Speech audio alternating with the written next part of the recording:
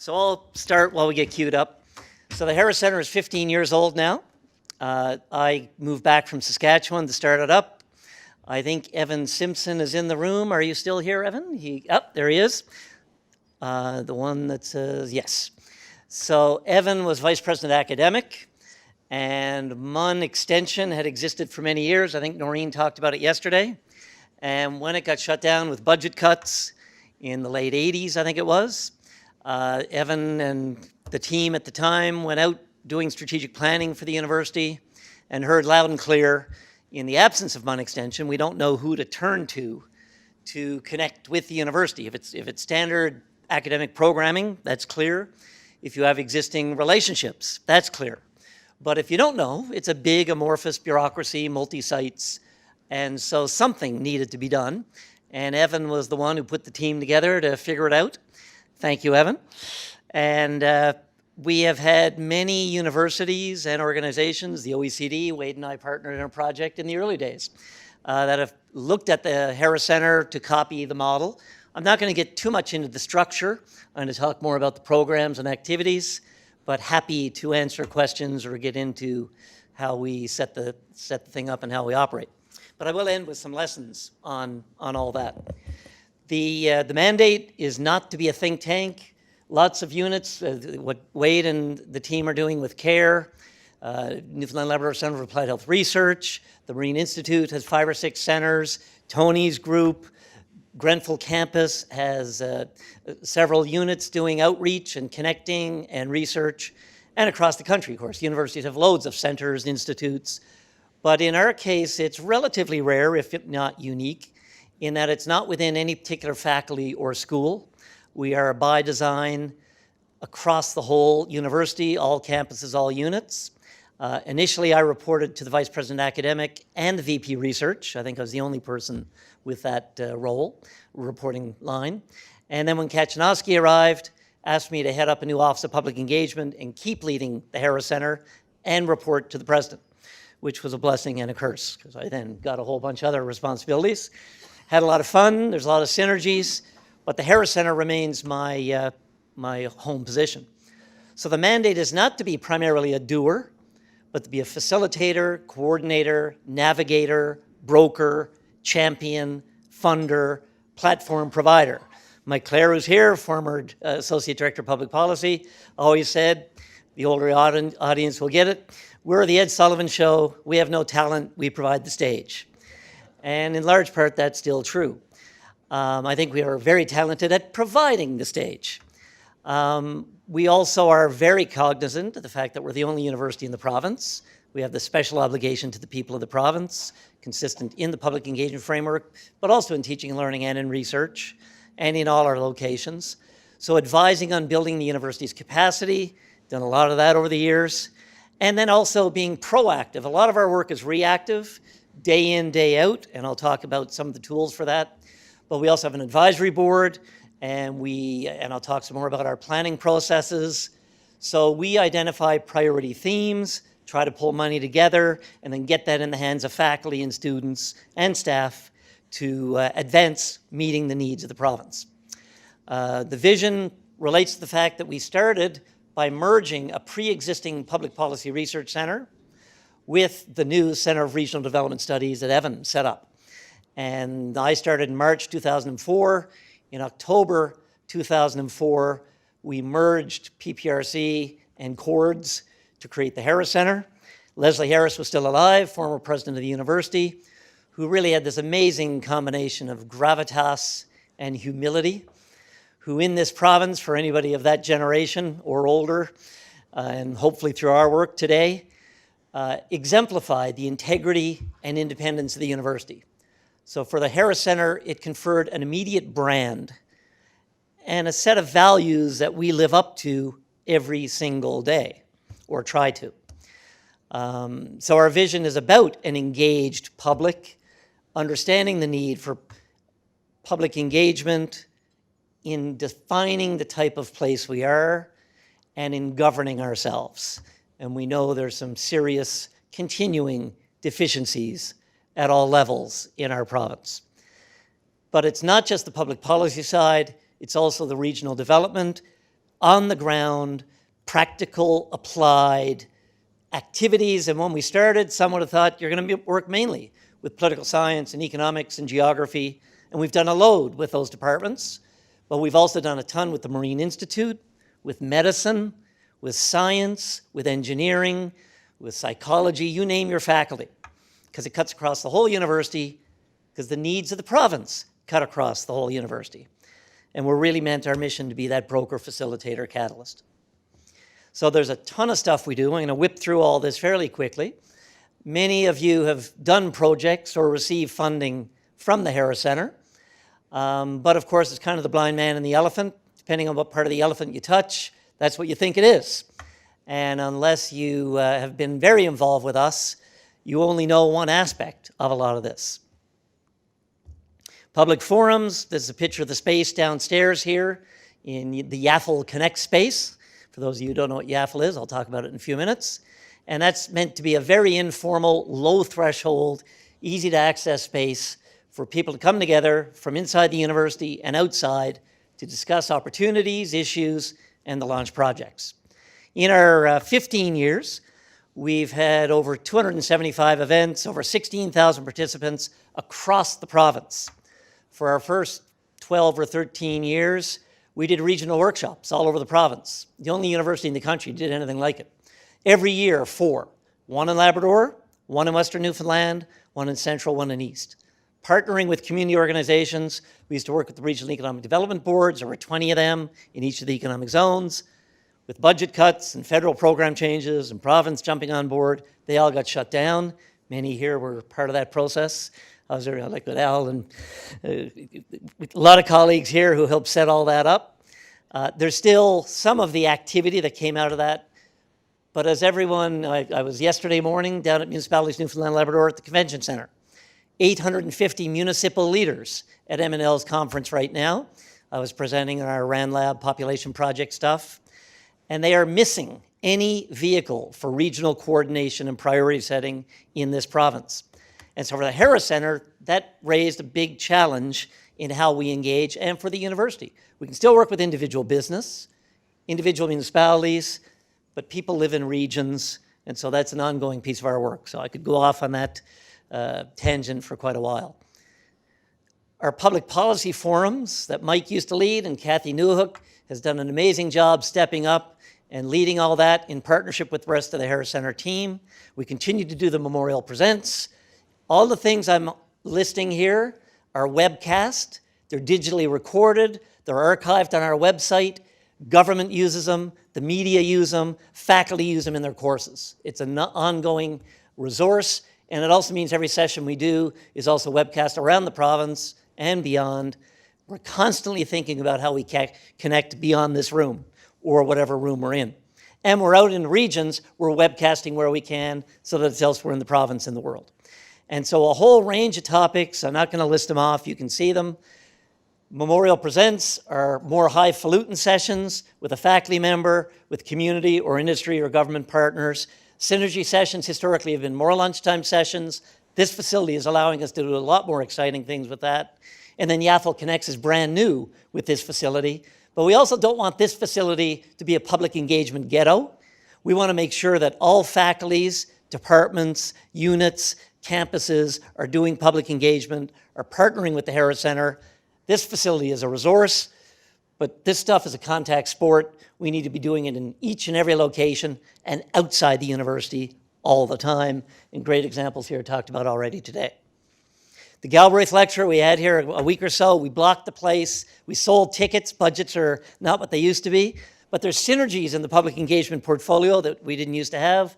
Lynn Squires is here. And we have 100,000 alumni at MUN. We're the only university in the country that alumni is under public engagement. Because alumni want to partner with faculty, staff, and students and help connect the university to needs locally, provincially, nationally, internationally. So we filled the place partnering with alumni. The media should cover it all. It's respectful, engaged, but on really important topics. Vital signs, you all got copies, you probably got them already. We released that in this room last week. All the media in the province were here. We had 140 people here for a news conference. Every year, It's like that. We're into our 6th year. And the media coverage, I mean, I know people get sick of hearing me, and you probably are already. My brother likes it because that way you can turn me off. But it's an accessible partnership with the Community Foundation Newfoundland Labrador, big emphasis on infographics, but also harnessing the expertise within the university. This year we had stories that involve psychology, business, economics, and I'm sure I'm missing some. So it's a resource, it's a tool, but it has become part of the public policy landscape of this province. The day we released it, the Minister of Health spoke about it positively in the legislature, and all the media covered it. The Thriving Regions process is what we picked up on to replace the regional workshops with the demise of the regional economic development boards. Vaughan First has led all this, now supported by Chris Patterson. And we started with a partnership with International Grenfell Association funding, and I'll talk about the Sustainable Northern Coastal Communities Initiative. But on the Northern Peninsula, we partnered federal, provincial, and IGA funding, working with the Grenfell Health area. And we do 4 workshops over a year or so instead of just 1 workshop. And we have funding allocated through the federal and IGA money so that we'll fund 3 projects of up to $15,000. But the initial meeting doesn't involve researchers. It's our staff facilitating a discussion on what are the issues, priorities, needs of this region. Then we do a call for proposals on what types of researchers are interested in those topics, but not with a specific project. Because then we fund the researchers to go to the community to develop the project together. It's co-creation. Then they have to apply to get the funding. And the committee is chaired jointly by a faculty member, a MUN rep, and a community rep. And the committee is equal representation. The community owns the research. Then we go back with another workshop on capacity building on an issue topic that they pick, and we draw on the university's resources. And then we go back with a workshop with the results of the research and do a strategic doing session on where do you want to go with this? 10 minutes, that's not bad. I could go all day, but into this stuff. So we're doing that in 4 regions of the province now at various phases, and some of the projects are listed here. When we do these workshops on the West Coast, Grenfell campus partners with us. I think Kelly talked about some of that yesterday. The Labrador sessions, we partner with the Labrador Institute, and all the time we're partnering with every faculty school depending on the opportunities, the needs. Sustainable Northern Coastal Communities Initiative I mentioned. We now have IGA funding to work with Nunatsiavut, and engineering are the faculty, along with the research chair who specializes in Northern governance, Aboriginal governance, and Julia Christensen. And we're looking at housing needs with climate change, with the changes in permafrost. You can't get more practical and applied on a key issue for sustainability of Indigenous communities.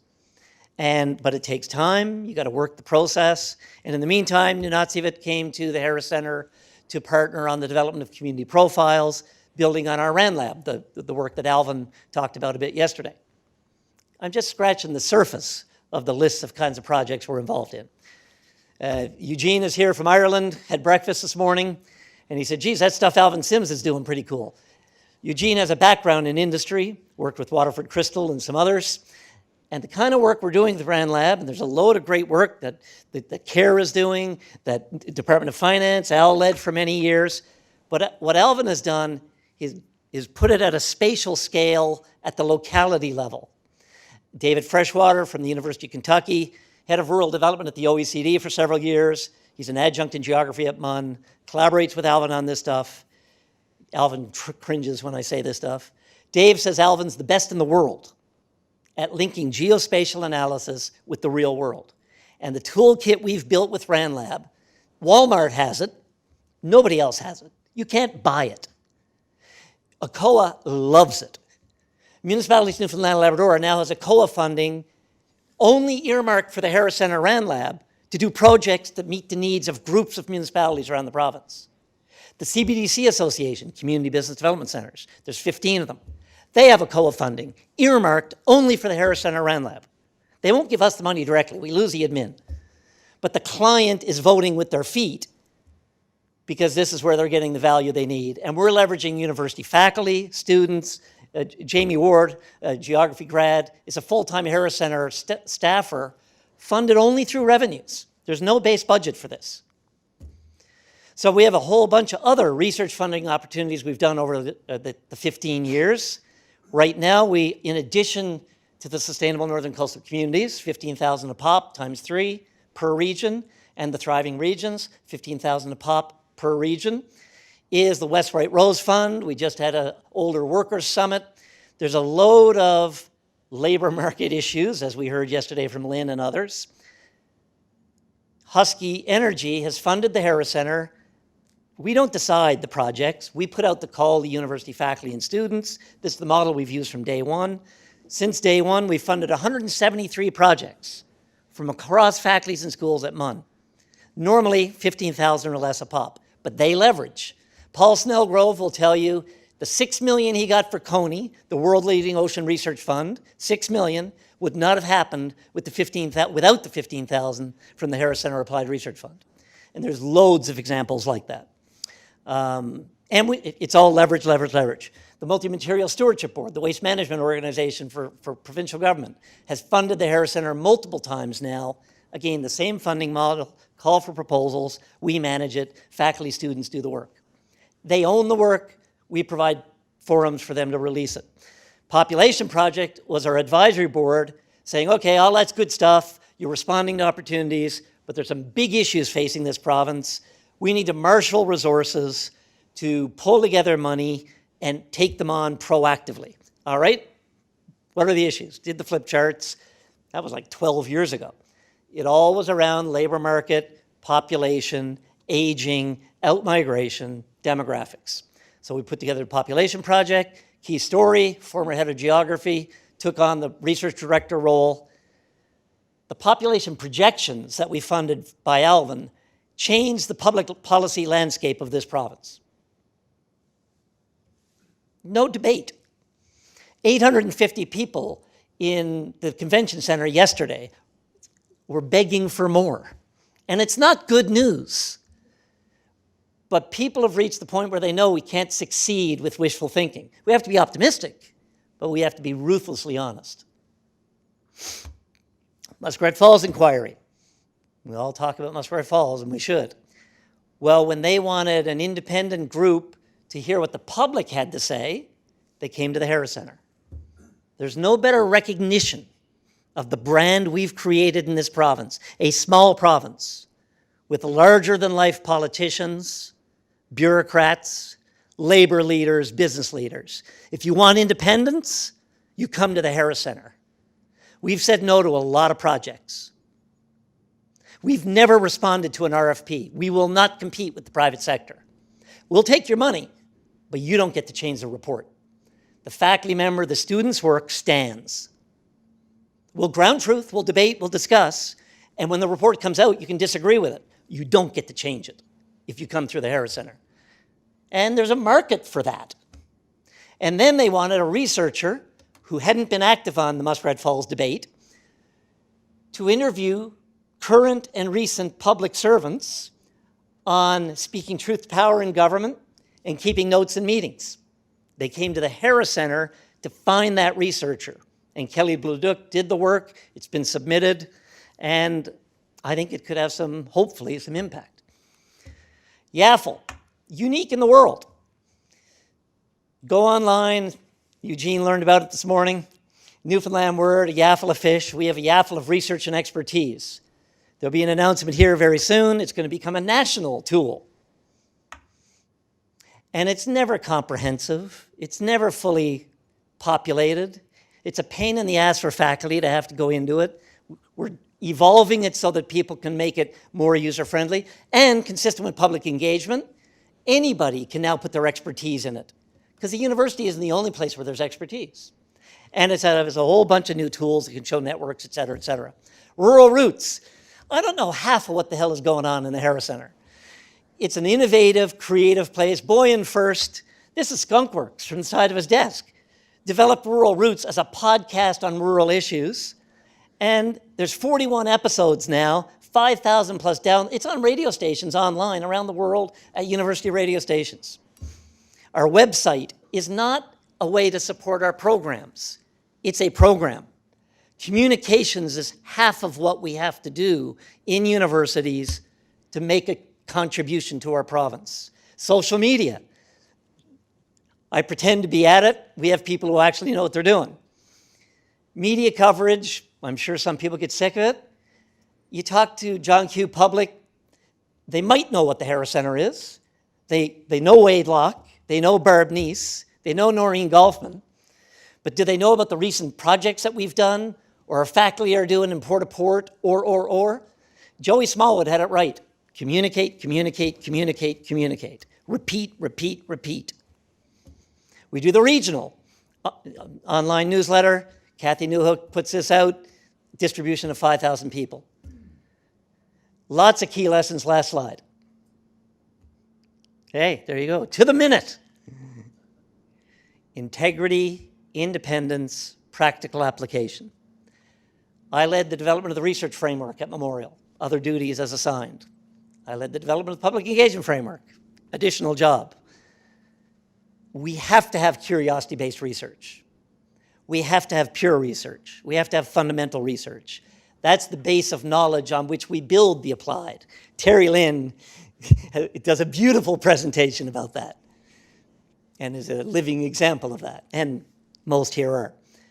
Systems. If you want to build a center that has longevity and that has transparency and that has integrity, systems matter. In my background in government and in a Crown corporation, taught me a whole lot of toolkits that I stole and applied. So we have a 5-year strategic action plan. We have an annual strategic action plan. I keep saying, and no one's defied me yet. Well, they defy me all the time, but not on this. We are the only institution in Newfoundland and Labrador that has an annual public consultation on our strategic plan.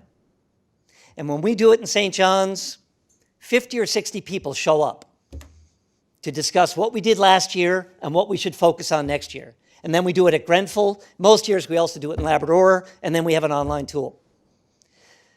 We have stage gate decision making. People come in, Boyan comes into my friggin' office every day with about 5 ideas. Most of my job is to kill good ideas because you can't do it all. Do more, do less more. Jeff has it dead on. Deliver on what you take on. But maybe it's a good idea for next year's action plan, or maybe we can seed it with someone else. I can go on forever, maybe we'll have some Q&A. Honest broker. We're primarily not the doer. I have loads of buzzwords and phrases. I'd rather touch 100 projects than own 3. Our job is to nudge, nudge, feed. I had breakfast with Eugene this morning. I told him, this is my technique, it minimizes work. You send me emails now, buddy. He sent me 3 emails, and he has 3 follow-ups with a dean and 2 faculty at MUN. From this morning, today, from the side of our desk. Public engagement and outreach are not the same. Engagement is co-production, partnership to varying degrees. Outreach, we do good stuff, let's get it out. But we also have to do inreach, because there's loads of good stuff happening out there that we have to connect, and our job is to be that connector.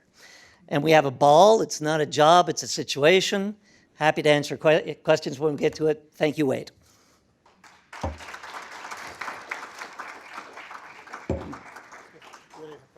Sure. Thank you, Rob. I guess what you're seeing from Rob is a passion for engagement, or why you shouldn't have coffee late in the afternoon. No, I know it's passion, Rob. I needed to lighten the moment. We're now going to call on Herb Emery, who is the Vaughan Chair for Regional Economic Development at UNB, and he's going to speak for no more than 25 minutes. Oh. I demand minute equity. So, having watched that presentation, I think I've been set up by Wade for a serious fall. So I'm going to deviate a bit from what I'd planned to do, which was describe something that would be completely uninformative for people in this room.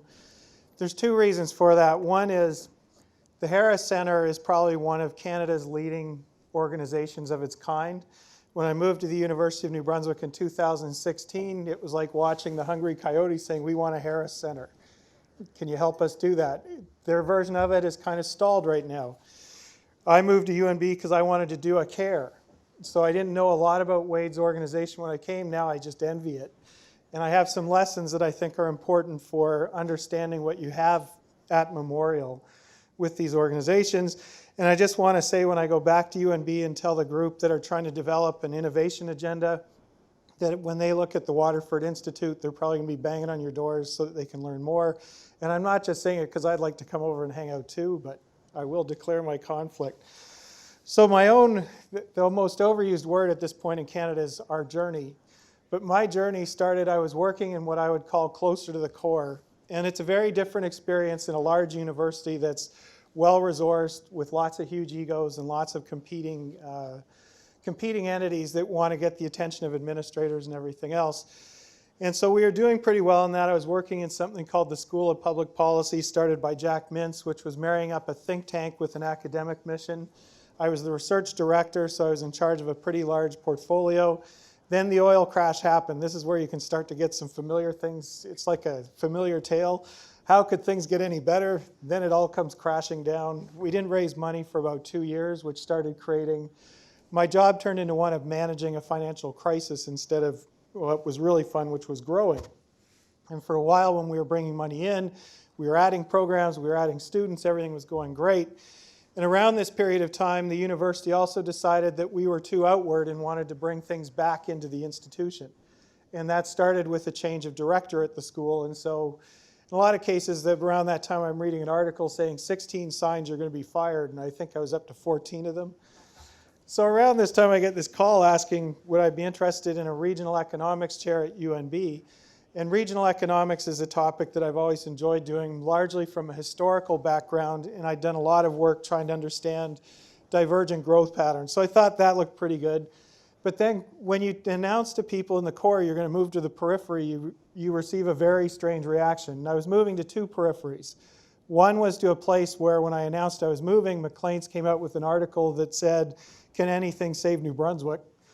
And so when you're leaving the highest income province in Canada to go to the place that is apparently being flushed, it's pretty bad. And I think when I first met Wade, he said he felt bad for me because as bad as Newfoundland was, it wasn't New Brunswick. So lots of good things. And then disciplinary-wise, when you move towards policy or doing things that are outside the discipline, they look at you with sort of, I'm trying to remember the right word, it's kind of like they feel sorry for you. You must be doing it because you can't do it anymore, you're not in the game. And so you're kind of taking your leave, and maybe you just weren't good enough to be an administrator, so you'll go off and do that. So you have to have a strong ego to move to the periphery. I learned that. But the one thing I did learn is I got asked to be on so many team grants as soon as I announced I was moving east because federal government agencies require an Atlantic Canada partner. I never got asked to be on these things in Alberta, but all of a sudden I'm on all kinds of grants, and then the problem was they wanted to leverage $10,000 at a time out of the government of New Brunswick. So then the VP Research and the other funding agencies were getting sick of me because it seemed like every 3 weeks I was saying, can I have 5,000 more? So it was a different type of thing. So when I got to the University of New Brunswick, I started with a chair, the Vaughan Chair in Regional Economics. And what I was really thinking of it as is now I'm a startup and I want to scale up. How do I do this to do more? And so this is going to take resources, and I have to think about how to do it. And I have a second crisis I'm trying to resolve. The deal we struck was my chair is underfunded in terms of an endowment. So part of my mandate is I actually have to raise the money to keep myself employed, in part. Now the good news is if I fail, and this is going to be one of my themes, I just go on the books of the university because they've backstopped it with a position, so no one needs to feel bad for me. But when we think about the challenges when you come in as a chair and the pressure is to do more, how do you do that in an institution where there's going to be some challenges? Because a third periphery theme is when you work in these types of organizations, institutes, and centers, you're not only on the periphery of the university community and academy, you're actually outside the walls quite often, you find out. And when things get tough, they close the drawbridge. And so you always have to be thinking ahead about how do you sustain yourself? Because you don't always have champions that are looking out for you. And if I look west to where my colleagues are still working with the 15% budget reduction that's coming. I'm pretty much guessing which units are going to be hacked are going to be sort of the centers and institutes and things like that to protect what's the core. And one reason we were trying to build out west our own sustainable funding was so that we would be immune to that pressure when it came, because it's only when you get stuck on the base dollars that you become really at high risk. So I had all those lessons that I could bring with me. Now, what did I want to learn by moving to New Brunswick? What did I think I was going to get out of this? Well, one thing I wanted to know is, why has the region been a perennial have-not region? So academically, it's an interesting puzzle. In an integrated national economy, how is it possible we're not seeing the convergence in incomes that we're supposed to be seeing? We see the people moving all over, and we did a nice study showing that if you take New Brunswickers using tax filer data with Renee Morissette, if you take a New Brunswicker, move them to Alberta, they're worth twice as much as they were in New Brunswick, and they're worth twice as much as the average person who stayed in New Brunswick. When you bring them back after 5 years, they're worth as much as they never left and half as much as the New Brunswicker who stayed out west. So it told us it's something about the place, not the people. And that got everyone upset, because they just said we need more people, but what our work was identifying is that the deficiency in this region is a lack of investment. What's interesting is when you live in the West, as an economist, labor is passive to capital, which means if you get investment, the people will come. When I moved to the Atlantic Canada, capital is passive to people. If you add people, the capital will come. So there's two completely different worldviews going on. And so when I said things like, we need investment, they were like, whoa, where do you come up with that idea? Will that actually work? And I said, it worked in Saskatchewan. I was told by a former premier, New Brunswick is not like Saskatchewan. They want to work. So there's a lot of this negativity that comes in and things that you learn by going out and outwardly engaging. So we wanted to look at, why is it perennially backward? How do we change that with policy? And how do we make a difference with evidence? Because that's really all we can provide coming out of sort of academic economic enterprises. How do you even feed that evidence in? So that's one of the great puzzles where we thought we knew it was just a matter of putting nice reports out, maybe some infographics, they'd be picked up. And I talked last night, if you were here, about the passive knowledge factory. We were using that model. Just put it out there, people will find it. That way we're not accountable for anything that goes out other than to say we had it peer reviewed. Doesn't really work, because it turns out not a lot of people are looking for our evidence. The politicians really don't want evidence at this stage because politics has changed. 20 years ago when we started doing this, there was a belief that if we produced evidence, the answers would reveal themselves and we could move forward. But now what we have is policy-based evidence making, which is why the theme of the Harris Center being with integrity and arm's length and everything else and the honest broker, that's the piece the public wants, and that I think what a lot of the bureaucratic level wants, but it's not in demand by the politicians typically. Because often the policies that they're going to go forward with are formed well before you even ask them what are they going to do. So now you have this problem. If you're going to depend on government money, you might often be finding yourself out of step with them. So how do you find your funding is going to be an issue. So the needs were a bit different than we were expecting over time. Now the other challenge I ran into is that in the university system, failing is easy and failing isn't really a problem. So I'm fully insured. If this doesn't work, I can just go back into my office, do whatever I want to do. So if things are hard, the challenge you have is you wake up some days and you say, why am I doing this? There's no extra pay at this point. There's no rewards coming from it. If anything, it's just one battle after another, and I'll explain a few that I've had to deal with. And part of it is there's a mismatch in the academic culture about what happens if you start to be seen as getting ahead versus everyone else. What happens if you get an extra office for somebody and they didn't? So the biggest fights we've been having for 3 years is over space. The Harris Center has an old hotel. This is incredible. When you think about it's like a Taj Mahal, this is like you've got it all, the success is there. The other thing I encountered was out west, I had all kinds of great people. I couldn't find any money after a while. I moved to the Atlantic Canada, and there's actually lots of money around, mostly from federal sources, but there's no people to spend it on, or I'm not allowed to hire people to spend it on. So it's a perverse world where you can either have people and no money, or you can have money and no people. And so that's where it gets really hard, is when you have accountability to a funder and you can't get your program moving, the issue about doing less more often is more of a challenge than you think, because if you can't deliver, no one's coming back the second time. Because the other big lesson is starting up is easy, sustaining is hard. Especially the money for the overhead that you have to pay for, the lights on type stuff. You can find project-based funding. But if you have to fire your staff each time a project finishes effectively and rehire them only if you find money, you're constantly in this seesaw that you're up 1 minute, you're down the next. There's no continuity in what you do. So one of the things I've been trying to do is take the new graduates, international students, that never get a phone call back from the employers they apply to, and I'm hiring them. And we're working, and I told the university that it's the finishing school, and our goal is to track how many of them get the government jobs after working for us for 1 year. So far, we're doing pretty well. 2 out of the 3 are placed. I'm about to lose 2 more, which is going to be a problem for my research program going forward.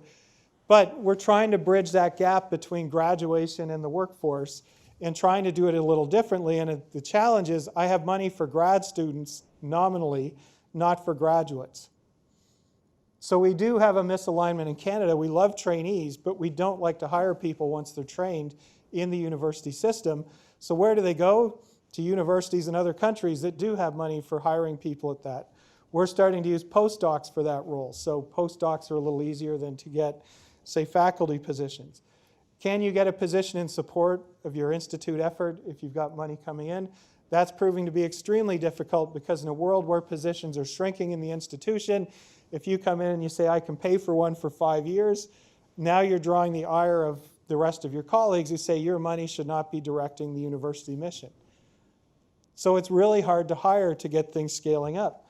So where do we start with all of this?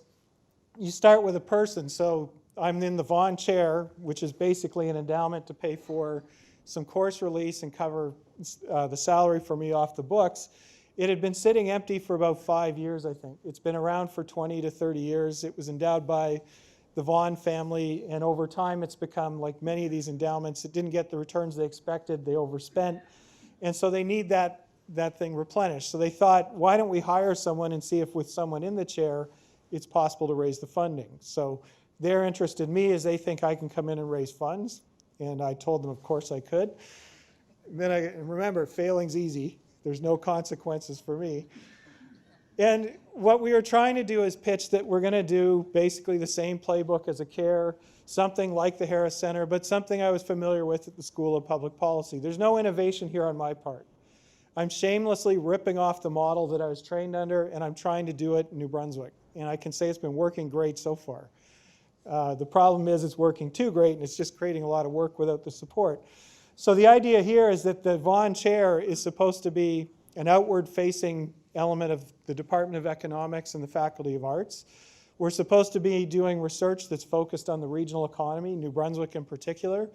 And it's not going to be advocacy. It's supposed to be more along the lines of producing evidence, thinking through options, thinking through the kinds of things that we need to have done. The challenge with this is when it's only you and you're trying to go out and raise funding, that's really difficult to do, because you can only do so much in the day, and after a while, people, and you're learning this already, people really get sick of hearing from you. So I've been going to church basements for 3 years now, talking to any seniors group that would listen to me, because I'm getting overexposed to some groups. And often I'll see a deputy minister actually roll his eyes now when I walk in the room, because it's like, oh no, this guy again. But the problem with these positions is you have to be out there. You're overexposed, if anything, and I think that was it's a fear that comes out that you're talking to groups so often. What new do you have to say? So that led to, so the Vaughan chair is a starting local building out is one of the things. One of the things I'll note about CARE and the Harris Center is it's a similar idea that the studies really are relevant to Newfoundland, which is not the norm in most organizations like this. So when I was also, at the time I was going to UNB, also in consideration for the U of T Policy Institute or Policy School job, it was very different because they start international and come in. Do you think they would ever reach a Newfoundland? They're going to stay out there in the global economy because people get excited about global stuff in Toronto.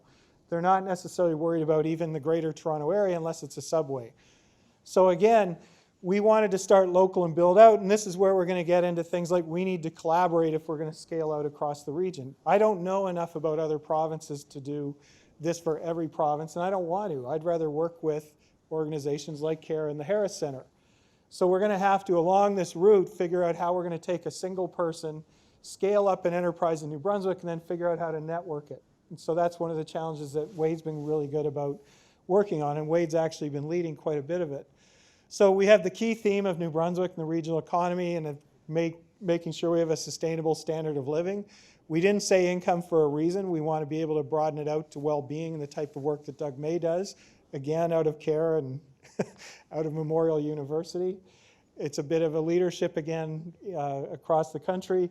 And we're going to use the lens of growth economics focused on informing policy. So we're looking at things like resource endowments, which New Brunswickers don't want to use anymore. They don't want to frack. They don't want to cut trees. They don't want to catch fish. So I'm not sure what we're supposed to do. I didn't say it would be easy. But if we don't have natural resources and you're a natural resource export-based economy, it's going to be a tough road to hoe. After that, we're going to look at investment, growth of labor, supply, population, productivity of capital, labor, and innovation. Nothing too exciting for economists. This is like pretty standard stuff. We're interested in policy decisions and institutions which establish conditions and incentives for business activity and competitiveness for producers in the region. This is the chair. So this is what I promised as an individual to work on. Now we have to think about scaling up. And so now we have to take the person and build something around it. So we're going to build an institute which has a horrible acronym. And before we got to anything in the institute, the first thing I did was hire an expert on communications to develop a communications plan for me. You heard about the importance of communications. The lesson I learned from Jack Minson out west is that's where you start.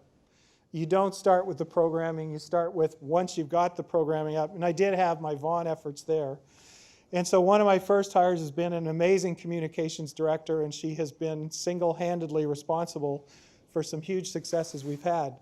So we had to figure out how we're going to demonstrate we're moving the needle, and we had to figure out how we were going to do it. That's communication. The third piece is we can't do this alone, so it's going to take collaboration. And it takes time to build those relationships, to be trusted, to know that you'll deliver, or that you're going to do the right thing. And again, ACOA is one body in Atlantic Canada. There's a lot of mistrust that if you win with ACOA, someone else might not. And so you have to sort of figure out how do you develop the strategy that you're going to go together to try and get that funding. Now, with the Harris Center so successful already, we might have a bit of an issue on our hands, but now, are we competing? Are we collaborating? But it creates challenges in a region where it is hyper-competitive to get these funds.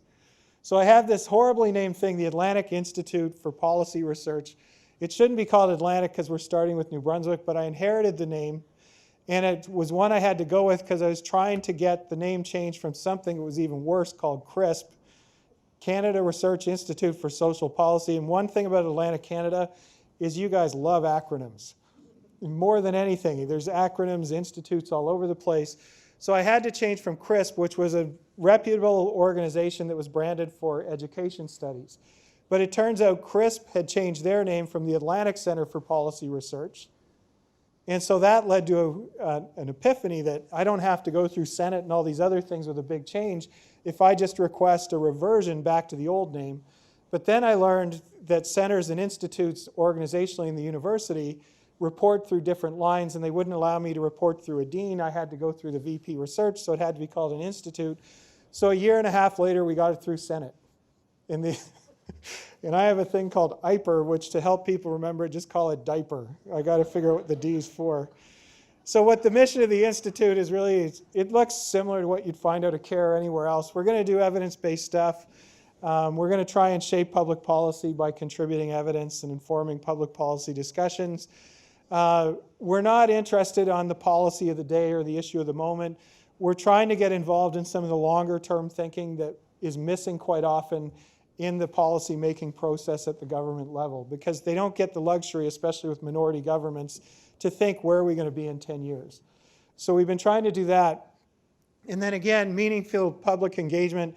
This, as an economist, has been really hard for me, so I've had to talk to people who know how to do public engagement.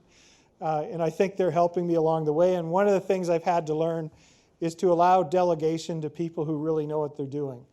So the less I do, in a lot of cases, the better the institute will be. So if I fixate on what I'm good at and let the people who I brought in to do their jobs, we've had a lot of success. And when you're a standalone disciplinary researcher, that's really hard to do because you're counting on someone else to come through for you. And when you've had mostly bad experiences working with other economists, like you're at a conference saying, where's our presentation? Oh, right, that's today, isn't it? And so you have a lot of those experiences, or I gave you $5,000, where's the report? Oh, I didn't start it. And so we have these bad debts that used to go when we worked with a lot of economists because, again, failing is easy and there's no cost. And when you pay them up front, we couldn't even recoup the money. So that was the background. I'm coming into this, and I now have to trust people. So this has been really good for my personal growth. Now, we're going to look at economic dimensions, cultural conditions, political dimensions. Why? Because the Harris Center's identified it. You want a big tent. You want to make sure that everyone feels that they can contribute. And also, it's not just economics anymore. Most of the things we think are economic issues are actually cultural or political. What we really need is not an economics department. We want political economy back, or even more, bring sociology back in together. So maybe we need a department of social sciences. But thinking differently, that's what these institutes and centers can do. And that's what's missing in the standard structure of a university. But this is also why the standard university doesn't like these things. What if they get too good at it? So structurally, we have three pillars. Nothing exciting here: research, outreach, communications, and capacity building. So what I want to finish with in the last few minutes is our first flagship event, which was based on funding I received after being a loudmouth for a few years. JDI, which is the large integrated forestry company in New Brunswick, came forward and they said they wanted a research program on manufacturing competitiveness. They agreed to do a gift agreement, and they've stayed completely out of my business while we were doing this. All they asked is that we do some work on manufacturing competitiveness in the region. And in September, we actually ran the event, which was based on 3 background research papers, training the next generation of policy wonks, because that's going to be the students who got hired. I did lose one of them mid-year, which was really difficult to recover from. And we were going to do the outreach engagement piece by bringing people into the room. So the kind of idea we had is we'd identified that New Brunswick is actually disproportionately large in terms of its manufacturing sector, and it's actually been remarkably resilient compared to most other manufacturing economies. It really hasn't lost any of its manufacturing in terms of GDP share and in terms of employment, whereas in Maine, right next door, the bottom fell out. So we started asking questions. What if you could turn all that effort into surviving into effort that's aimed at actually growing? Because one of the themes that was coming out around the same time from Canadian manufacturers and exporters in Atlantic Canada is that governments in our region tend to tax away advantages created by the federal government. So if the federal government creates a tax credit for depreciating your capital, the provincial governments typically then added a tax to take that away. So we are trying to point out that instead of all these rock farmers doing a really great job getting a tiny yield, take the same effort and give them some topsoil and see what they can do.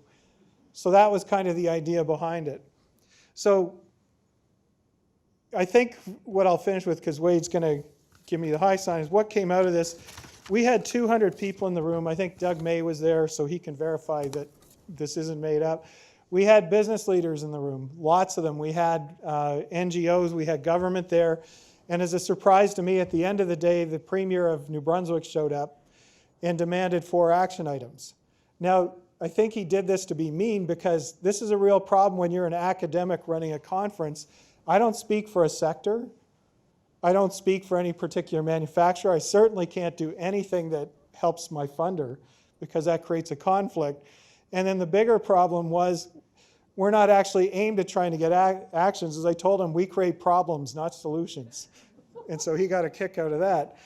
So I had to come up with 4 recommendations. We have come up with them. Most of them are around things that you'll find pretty familiar. One of the themes that kept coming out of the conference was workforce development is probably the biggest thing to attract investment. If you can get the right people, you can get investment. But the failure in our market or in our governance is nobody's responsible for workforce development. So the question came up, who actually owns that role? Who's going to define what the labor market needs are, and then who's going to go actually make and do the brokering between the firms, the post-secondary institutions, and I just had a sign show, I'm over time, so I lost my train of thought. And who's going to basically broker these deals? And we learned about the state of Virginia actually has a development agency that is tasked with that role. When companies come in and tell them this is the workers we need, they'll actually go out and negotiate with the colleges about developing these short-term programs with a guarantee that those companies will hire the graduates. So it can be done. So how do we identify that body? But all of it was coming down to kinds of things like, what are some general principle things? And I'm going to say that our biggest failure of this was we were asked for these action items in year 1. It was supposed to happen in year 3. I needed more time to do more of the traditional academic-y things, which are description, telling them what the problem is. And instead, the feedback we got on our forums, will you come next year? It was only if there's some actual solutions. So what I have learned is that in New Brunswick, they really want a high-performing business school because most of their suggestions on where that will come from is basically from a faculty of business or a faculty of management. So I'm trying to broker those relationships now across the university, but in 3 years, guess how many business professors I've met? 1. So I'm in the same building. So some of these being on the periphery, I'm on the 4th floor, so I'm well away from them. Maybe they don't like going upstairs. But that's where we're trying to get to. We're trying to have some energy brought in. We're trying to figure out a way to engage with our colleagues who are there. We're trying to do more without costing anything. The no money miracle to the base budget is what we're trying to promise. I think it's going well. I'm going to need Wade's help at some point just to say he thinks that we're doing a good thing at UNB and endorses it. But again, most of the leadership or best practice models are already coming out of MUN. So if you're looking for how to do this, I'd look at the Harris Center closely. I'd look at CARE. And what you really probably will find out is that they're always worrying about how do we sustain it. And it's the sustainability that's the hardest piece of all of this. So if it's working well, figure out a way to help them get the funds for that. But I'll leave it there just so Wade doesn't think it was a bad idea going overtime.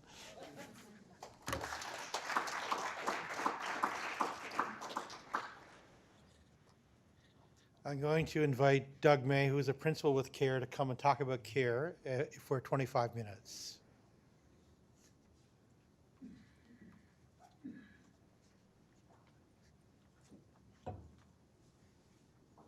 Does that go? Yeah, well, That- It'll start up? Yeah, just follow that. Usually when he says something like 10, I think, wow, that's a good Olympic score. 10 out of 10, that's great. Well, thanks, Wade, for having me speak after dynamic ringmaster Rob and Moneybags Herb. That's great. She said, we've got CARE up here. It's 2013 to 2020 because that's our March 31st is our sunset period. I'll come back to that later. That didn't work.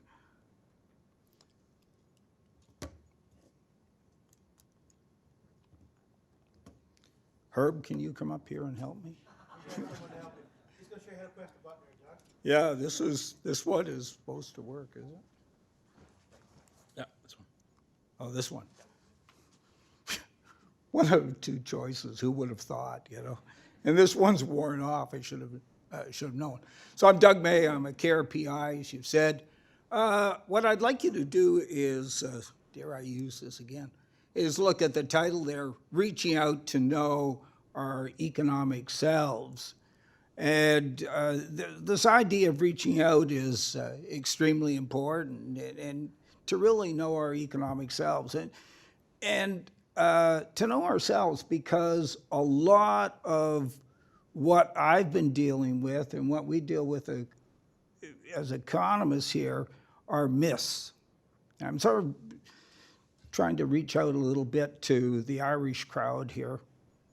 And so part of what we do is dealing with myths. And one of the greatest myths that I had to deal with is, and it was sort of an Eeyore type of moment here in Newfoundland and Labrador, is that we've got, you're trying to sell the province, like New Brunswick, but Newfoundlanders had a different take on it. They'd say, we've got the highest rate of unemployment. Sounds a bit like Eeyore, right? We've got the lowest per capita incomes, or the lowest average incomes. Yeah, so GDP is going down. So you thought of, who'd want to date this province? I mean, it sounds like a basket case, you know? And yet, at the same time, as Rob said, there were a lot of good things which have gone on, and certainly a lot of good things which have gone on in the last 15, 20 years since the post-oil period, although things are changing a bit now. But if you allow, and often you get your news, where do you get your news? Well, some people say from the Weather Report, I guess that was Paul Simon, but you also get it from Statistics Canada. I'm looking at Derek now because some of the guys in Stats Canada, the Labour Division, yeah, they know the national level, that's what they do, but when they try to describe what's going on in Newfoundland and Labrador, they don't do such a great job, you know. I think they've got what's happening in the provinces. So the message to be taken away is I think for the Waterford crowd is that if you want to have someone, or if you want a community for the branch crowd to describe, you can provide the data, but telling the story is best left to probably yourself. So I'm going to look out and say, so what's our mission here? Well, to carry out empirical research focusing on economic issues relevant primarily to our province, but also to our Atlantic region and throughout Canada. Now, in truth, that's what we do. That's been our focus, and that's where a lot of Scotty's has been focused, Scott Lynch, and Wade's efforts have been focused, and Tony's. But we've gone out beyond that, too, as you heard from today's daytime speaker. The other thing, and it comes back to some of the stuff that Herb was talking about, skill shortages, that's the way of putting it, is that, and it came from, to back up a little bit, it came from my talking to Paul Mills at ACOA, that a lot of our students going out there, yes, they'd done the theoretical stuff, yes, they might have attended the classes, they certainly did the exams, but they weren't really ready to go into the office place in terms of writing, in terms of trying to describe things, right? So, and analyze things. So it was one of the things we tried to do is to build and enhance the ability of our students to carry out and communicate research findings to the general public. And I think that we've been very successful. Sometimes I would say we've been too successful because one of our most best students, he was too good, went off to Stanford and is now at Yale. But there are other people like Carrie Neal who've learned to write stuff, and certainly people, and I'll come back to it, Derek Mezikar, who's mentored our students too. So our conceptual framework, and this is here's the cloud, and I've happily stolen off the web, in case there are any copyright people here, this tree. And it's a good image, I think, because it starts, where are the roots, and I'll get to that in a moment. Then you go up to these research projects. And one of the things that Wade and I, from its very inception, wanted to do was to make sure that we had, through these various venues, so it was, again, reaching out. It wasn't, how do you communicate? Through all sorts of things, through journals, through medias, through Twitter, through Facebook and YouTube, through our videos, conferences, public lectures. So try to get out. And out of that, out of the leaves that you'll have, there are outputs. So one of the things was, like, we didn't need, and quite often, a bit like Rob, we refused money because we wanted to follow a dictum which was given to me by Angus Bruneau, who is quite well known around the university, that is to keep it simple and to have outputs. So ACOA, and people at ACOA, I don't know if he's still there, like Andy Noseworthy, well, Wade got on to one of his fits last summer. I think, Wade, you sent about 3 tweets or 3, not tweets, but 3 emails a day to people, right? And they couldn't keep up with it, but they thought that Wade was producing a lot of output, and that was really good. So let me get to The cloud, I would say, and I've put it up there, are outcomes. So why is that in the cloud? Well, it's not in the Microsoft sort of cloud, but it is in the cloud insofar as the outputs which we have are really public goods. And they're services, they're knowledge which we put out there. But here's the problem with public goods, is that quite often people will take your ideas, but they'll never acknowledge them. And what's the price of taking the ideas because they don't go through any market place? Well, you've got it, zero. So quite often you can be successful. People will use your ideas. Your carrot, Newfoundland and Labrador, they'll never acknowledge it because who cares, literally. So it's hard to actually trace your value to society. And I'll come back to what is important. And it's the word that I'm trying to use here, I'm thinking about is the one that Herb mentioned, that is well-being, right? That's what it's all about. And a lot of people never get there. They just say, we're going to go into resettlement. But then you have to ask yourself, well, for some of the people who were resettled, like Alton Hollett from Placentia Bay, Spencer's Cove, how has the well-being of his family and others been affected by that? Okay, so here's our roots. So the point here, without going through too much of it, is saying, we've used outside analysts, we've used the CSLS I've got down here, we've used grads, we've used undergrads, we've used the economics, fiscal, and statistical branch of the Department of Finance. We work a lot. Whoops, I don't want that. Let's go back, different button. We work a lot with Statistics Canada. So you really can't go ahead on this stuff. I can say, care, c'est moi. That's me. It's really not the case. And Wade and I go together. But in fact, for the recent thing we did on the debt, we got a lot of cooperation from groups like the Deputy Minister of Finance, for people in finance, other people in finance, for other groups to get insights.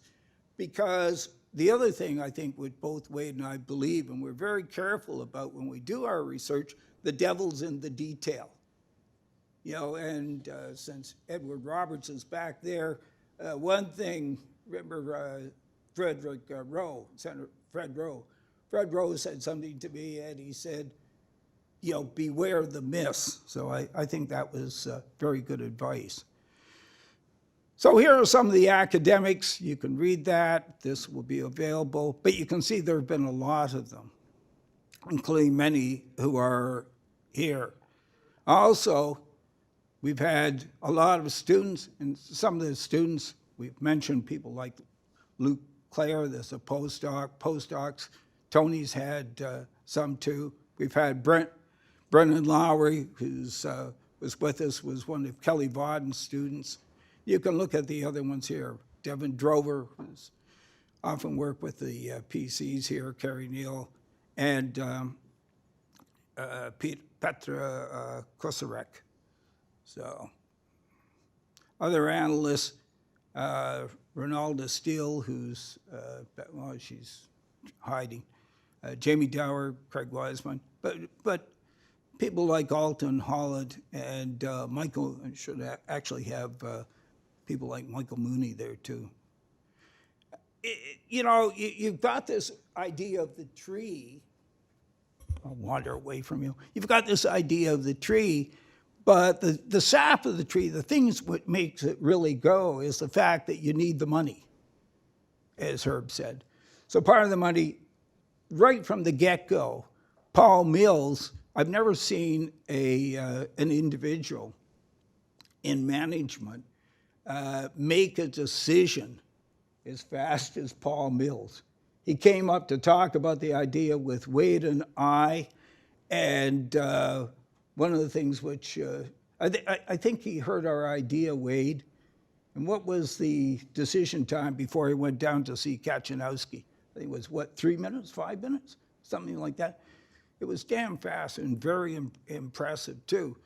The other thing, we had people behind us like Husky.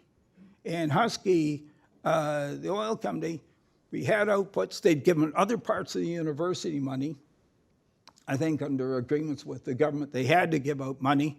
But they gave us more money. Why? Because they said that we could produce outputs. They don't have to be a lot. It doesn't have to be sort of in the academic way. We always will do more and more research. As long as we could put a paper out there and people could publish the paper, as people like Derek know, but it doesn't say, but you also have to put it on the CARE website. So the journal can have the copyright, but we have the right to put it up on the website. We've also honestly received help from Memorial, the Department of Finance, and groups that you wouldn't think about, such as IBM. So we have a large advisory board, and sometimes we haven't met that often, I guess, but there are lots of people there, and people like, who am I going to single out here? Mary Shortle at the very bottom down here.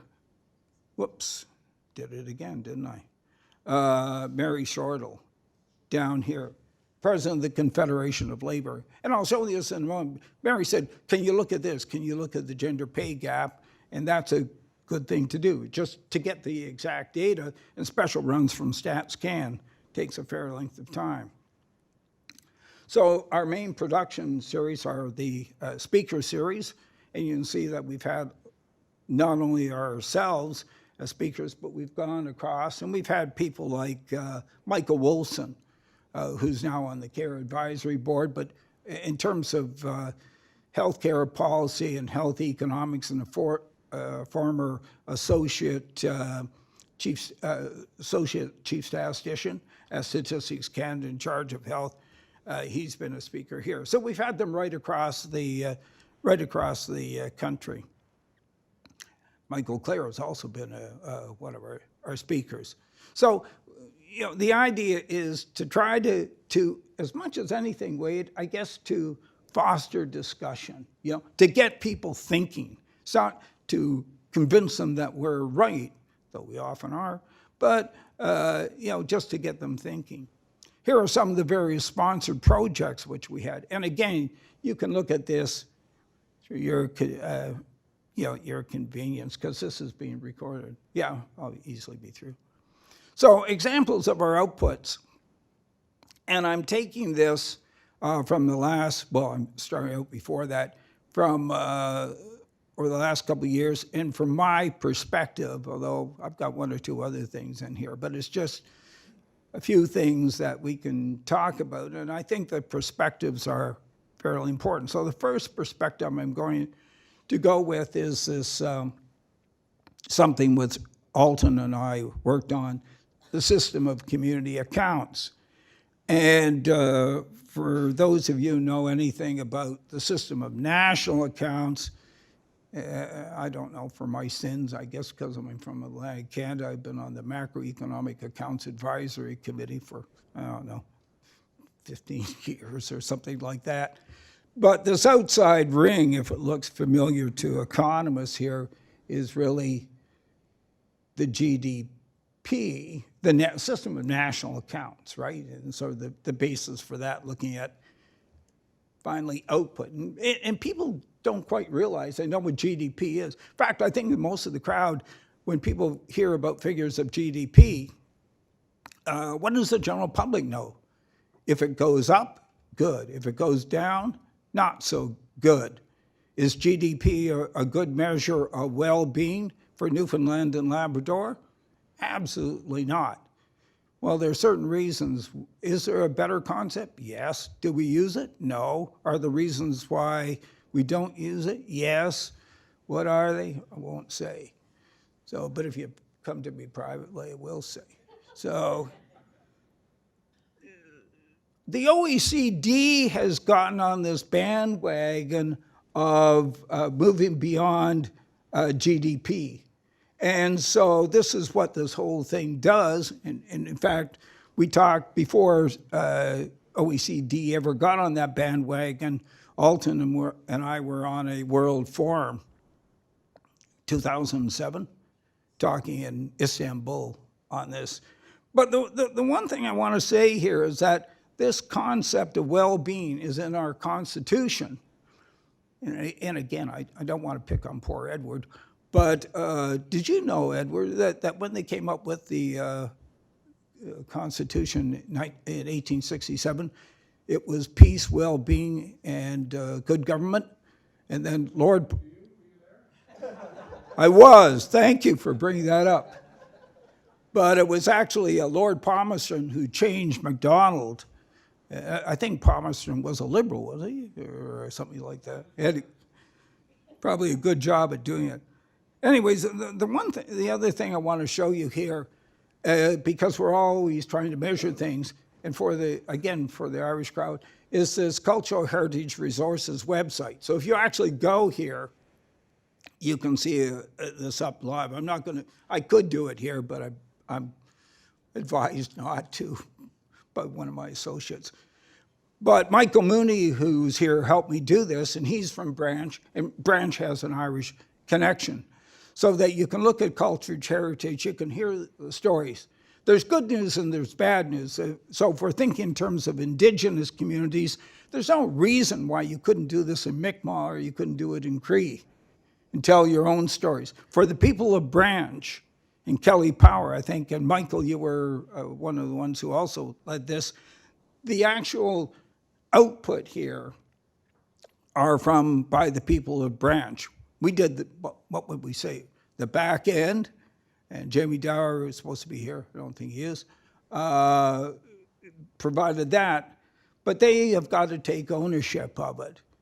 And so communities, working at the community level and taking ownership, I think is extremely important.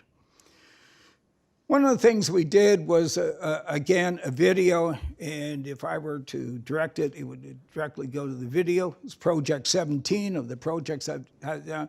It's the Provincial Public Service. And so you see what I was trying to do here, or what we were trying to do here, is to show the number of civil servants per 1,000 population. And here's the rest of Canada. Here's, I like New Brunswick in green, Nova Scotia in blue, natural, the Rock in gray, and Canada in red. So we got a lot of, in terms of the number of, and this is provincial public administration, 458 actually, that, we've got a lot of civil servants. And so that may help to explain the deficit, the debt problem. There's nothing wrong with that. Just let me say a little bit. Well, I'll come back to that in a moment. Here's something, a paper which was produced in Referee Journal by Derek, who you heard earlier today, and his student Petra.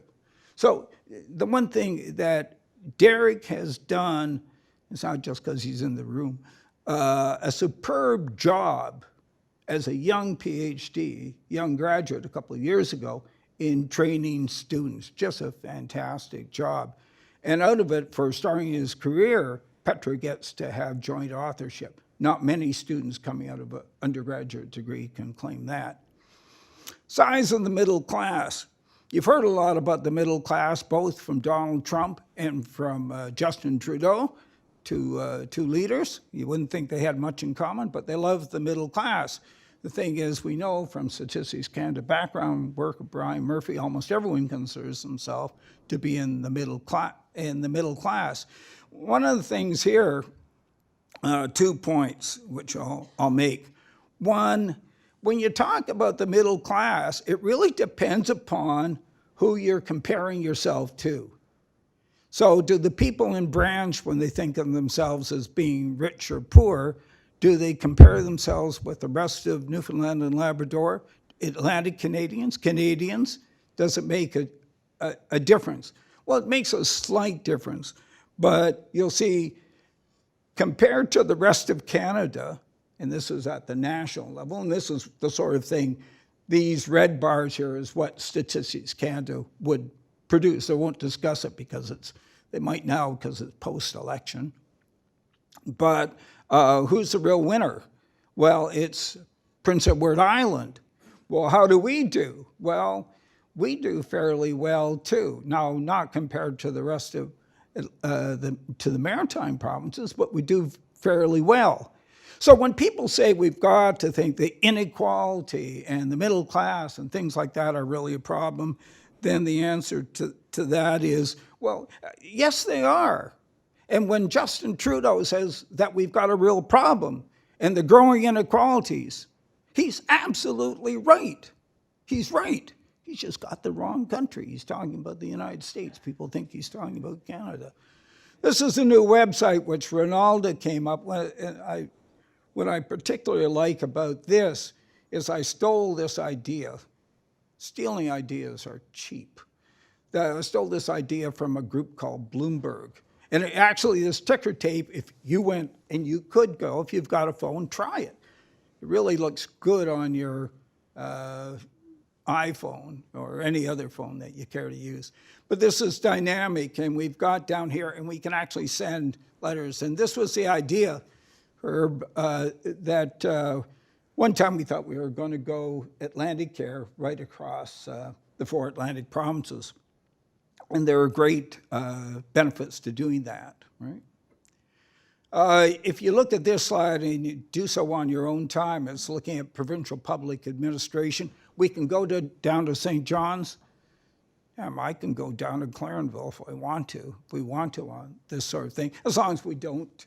This is the NLAD database, so it's everyone who's ever worked in Newfoundland and Labrador since 2000 on, but you run into confidentiality problems, which we're not going to breach. But look at the number of men and women there and salary conversions.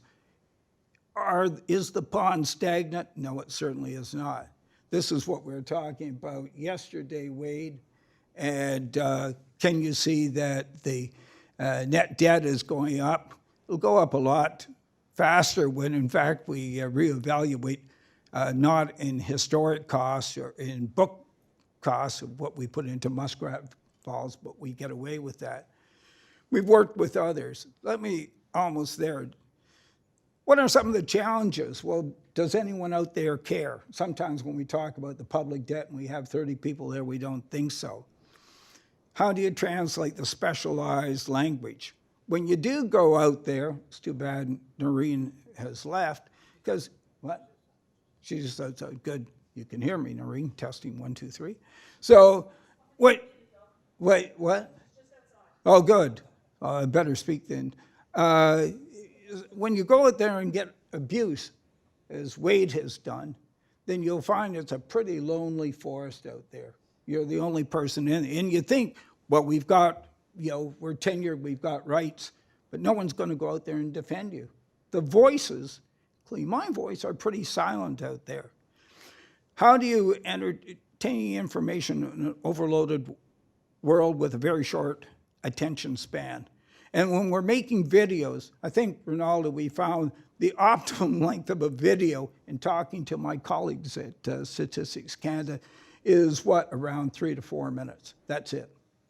That's all you.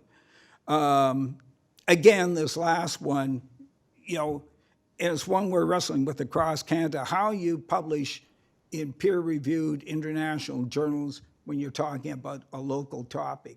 In economics, I don't know about sociology, I don't know about folklore, but I tell you in economics, it ain't popular. So the last thing I'm going to say, I'm a little bit over, but just let me say the last thing, is that there's a flaw in economic production theory, which I started out in productivity theory. It's one of the things I'm into. And that is when we talk about entrepreneurs and you go to Google and you look in the dictionary, it has to do with business. I'm saying it has to do more than that. And one of the things, I think Herb mentioned it too, that we've got this lobster theory. We don't like others to get ahead with us. We've got this equality approach, right? And so we don't look for the really winners. We almost celebrate mediocrity. And so when we look at, if we open our eyes, I think we've got to pay special attention and appreciate those who do have this entrepreneurial leadership ability around us. I'm thinking of people like Zita Cobb, but I'm also thinking of people like Herb Emery, Rob Greenwood, and Wade, it organizing it. Yes, there was the committee. It was 99% Wade, let's be honest, right? So that's really important. As I said, as I began, CARE ends on March the 31st, 2020, full stop, right? But I'd like to take as one of the PIs of Wade, I think we should give you a special round of applause for organizing this committee, a committee which CARE and others, Noreen, I know, has helped pay for. But thank you for the conference, and on a very personal level, thank you for the great ride that you provide the leadership with CARE.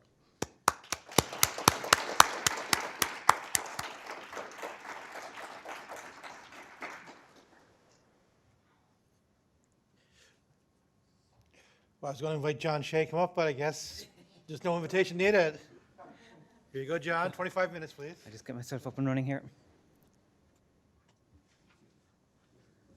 It's,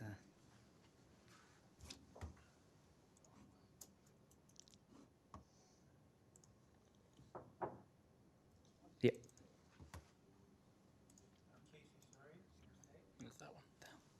Okay. Good. Okay. Well, thanks for sticking around. I know it's getting late on a Friday evening, and after listening to the three guys in front of me, I suppose I'm starting to feel very inadequate at the moment.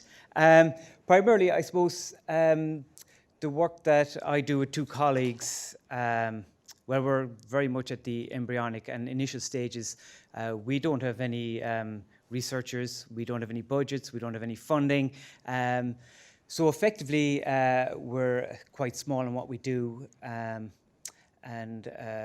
but by the same token, the work that we do is starting to register a little bit on the local regional agenda. I'm going to maybe just skip on a couple of slides here.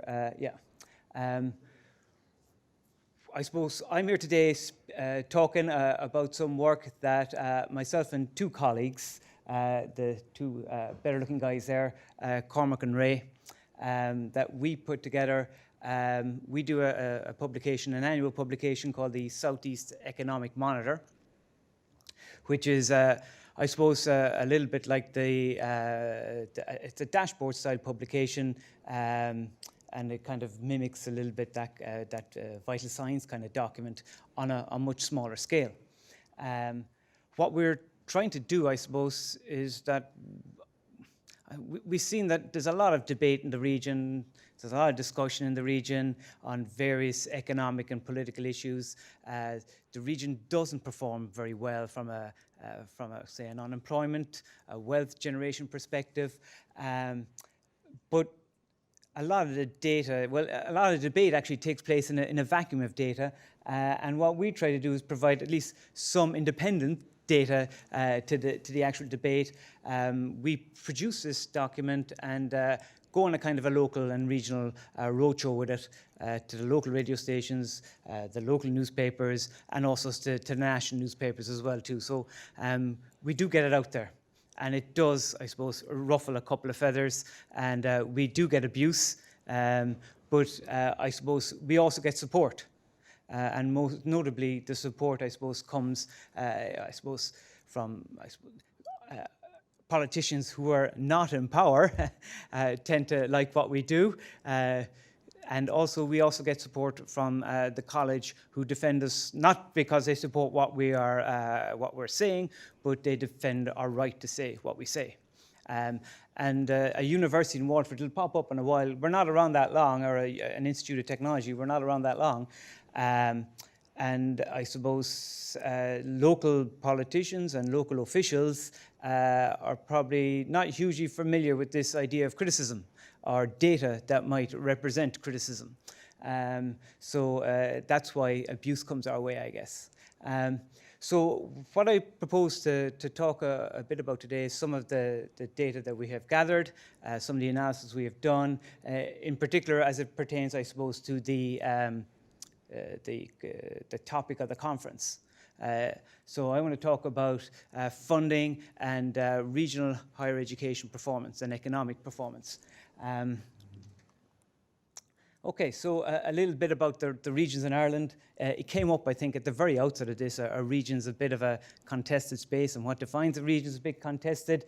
There we are down in the very bottom right-hand corner.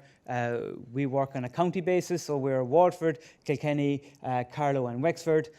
Originally, the southeast included Tipperary, but by, well, half of Tipperary, but by a piece of skillful gerrymandering on behalf of the Midwest, a little bit of Tipperary, in fact, all of South Tipperary, migrated by the stroke of a pen across to the Midwest, and they took the poverty of South Tip with them. Sometimes poorer counties, are kind of sought after because they can help and make your case around, we're a poor place, we suffer from a bit of inequality, therefore we should get a greater share of the resources. Okay, I suppose what's unique about the Southeast? Well, the lead city is Waterford. We have 4 cities, I suppose. We have Dublin and then 4 regional cities. Waterford is the smallest of the regional cities, and it sits in the Southeast. But it is contested that Waterford is the lead region, and more often than not, most of the argumentation that goes on is in-house fighting. Okay, Wexford wants to be the lead, Kilkenny wants to be the lead, Carlow wants to be the lead, but I think more recently there has been more and more of an acceptance. Maybe we don't want to take the credit, but some of it might be coming from our work, but it's also coming from other policy-driven publications that Waterford has kind of started to assume more leadership within the region. One of the difficulties, in addition, I think it speaks to something that maybe Stephen was talking about earlier, is that certainly these regions tend to have more of a statistical importance than a kind of an allocative importance. So what I mean by that is that a region in Ireland does not really obtain any funding. It doesn't have a budget. Most of the economic resources are distributed centrally by government, and then any other funding tends to be distributed at a county level. And that does cause a problem because these counties were set out hundreds of years ago and are no longer really fit for purpose in a modern economy. So looking then at the higher education context in the Southeast, nationally we have 7 universities and 14 institutes of technology. The institutes of technology are at a much smaller scale than the universities. The universities are all located in the cities, 4 of them in Dublin, 3 in the other regional cities, and Waterford has no university in the traditional sense of the word university. It has WIT, the Waterford Institute of Technology. The real issue, I suppose, from a public policy perspective is that the funding is largely earmarked at the university sector. So the income of the university sector on a per student basis is 17,000 per full-time equivalent student, whereas the average income per student to an institute of technology is a little bit south of 10,000 students. And you'll get to see then why we don't have resources to do the work that we want to do here. The spread of income also differs with the institutes of technology more reliant on fee income for tuition than, say, the universities. And that speaks back to the original mission of institutes of technology, which were originally set up to be centres of teaching rather than centres of learning, or centres of research and centres of engagement. Another problem in the mix also is that universities seem to garner a disproportionate share of capital investment as well, to a much greater extent, I guess. 6,000 euros on a measure we've calculated based on full-time equivalent students, and about 1,600 per full-time equivalent students into the institutes of technology. Universities are permitted to borrow, institutes of technology are not. So you can kind of see there's a very, I suppose, different funding mechanism and funding systems dependent on whether you're a university or an institute of technology. And I'll come to why this is important for the Southeast economy in a little bit. We sit, as obviously, as I've said, in one of the institutes of technology. We're relatively young, 1970. Next year, 50 years. So that'll attract, I suppose, a degree of hoopla, and there'll be some celebrations around that. But we've come a long way in 50 years. We kind of, because of the fact that we only have, we don't have a university in the town. It has come to us, I suppose, to further the education and research development in the region. We were the first to offer degree programs in the sector of the Institutes of Technology. We were the first to offer PhD and DBAs. We have the highest research income of the Institute of Technology sector, and we're routinely ranked at the top end of the Institute of Technology sector. And that's because that's what our region has demanded. We did a little bit of analysis looking at, well, does this matter? Now, I know rankings are not perfect and nobody likes them, and I suppose until, of course, you're going up the rankings, and then university presidents seem to think they're great, but when you're going down the rankings, they don't tend to like them at all. But the reality is that the correlation between where you come on the ranking list and your funding, they're pretty strongly linked. Now, it's a correlation, it's not a causation. But that applies to the national ranking systems and to where our institution sits on the international ranking systems as well. One of the difficulties we face then is that although we're funded at a lower level, the cost of going to a higher education institute in Ireland is the same. Okay, so whether you go to a university or an institute of technology, at the point of use, shall we say, the cost is the same. It's €3,000 per student, a registration fee, new since austerity times. However, universities tend to have better facilities, wider portfolios. So as a result, there has to be a rationing system, and the rationing system is based on exam results at a thing called a Leaving Cert, which is the final kind of high school exam that every student goes through as a rite of passage in Ireland and scars them for life. The impact of this, however, is that if you do well in the Leaving Cert, the likelihood is that you'll go towards one of the other regional cities, and you'll go to one of the universities. And if you kind of do less, well, I suppose, 300 points would be seen as being an average result. So, it's not as if the students that are coming away are weak, but they certainly are not the high achievers on average, shall we say, that the universities might get. So there is, I suppose, an impact on student quality that is coming into the institution.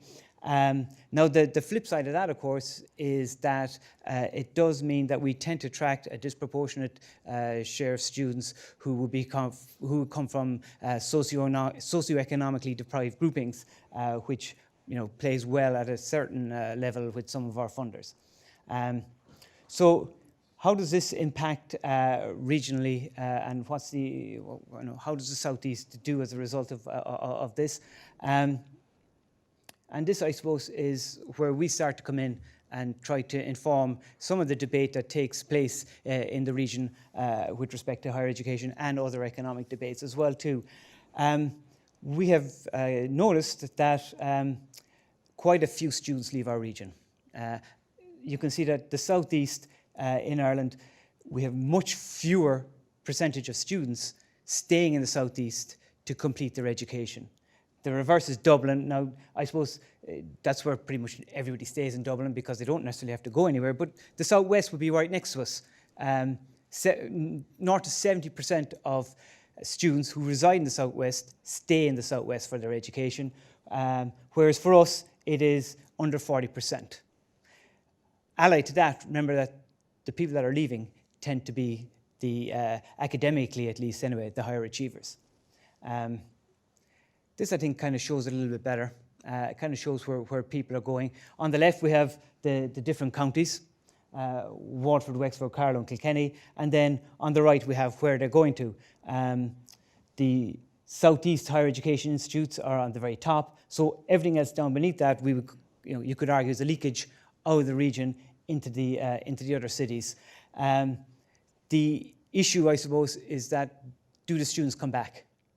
Do they come, and like having gone to Cork, Dublin, Limerick, wherever for their education, do they come back into the southeast to to take part in economic activity in the southeast? And that's where our data starts to fall apart, because we don't have the data, and it's difficult to get that kind of data.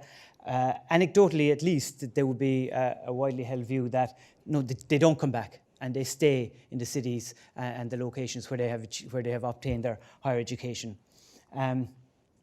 The direct impact, the additional impact on this is that our program portfolio is constrained. So quite a lot of students leave because there are certain education disciplines that are not taught locally.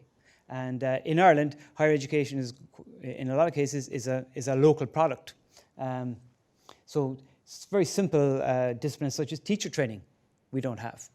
We don't have a med school, okay, well, now you can't teach everything. We don't have a veterinary school, even though agriculture would be, we're the region that is probably dominant, or the best performing region at least anyway, from an agricultural perspective.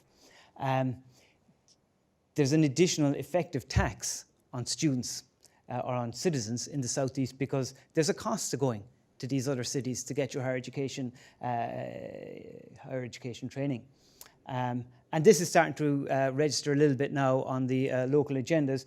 The numbers I've up there at 7,000 a year and 5,000 or 6,000 a year in the other colleges, they actually probably understate it. It's probably a lot higher. But that's because the cost of rents in Dublin are starting to go through the roof. And as you can see, the system, as it's currently devised, impacts disproportionately on those with lower incomes. And I suppose that's something then that's also driving the three of us involved in this, kind of the inequities that the policy and the systems develop. That's something that interests us from a research perspective. Then I suppose, we've had a chat earlier about multiplier effects. They can be difficult to measure. There is one Irish study that looks at multiplier effects. It gets routinely trotted out in these kind of fora. There's a number of 4. It's not. I've seen numbers as low as 1.5 to 2, and I've seen numbers that are a lot higher as well too.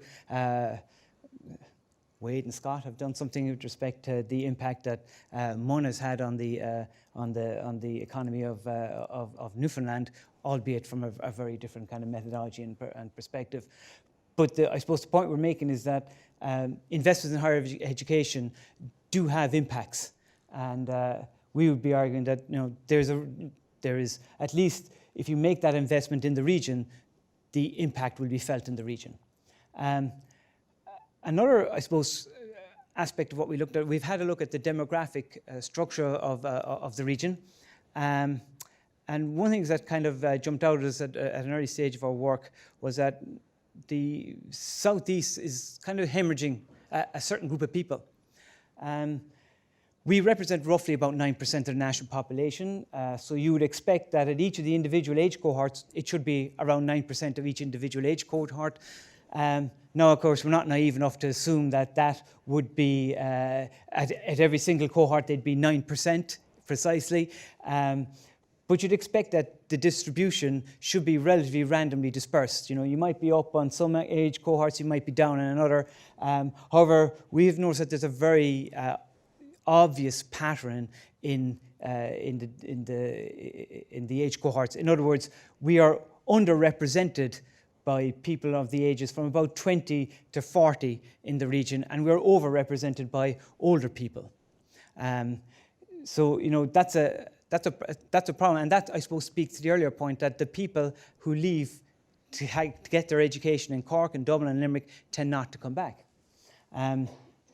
Other regions have suffered similarly. The big gainer obviously being Dublin, but the other non-university regions have suffered similarly.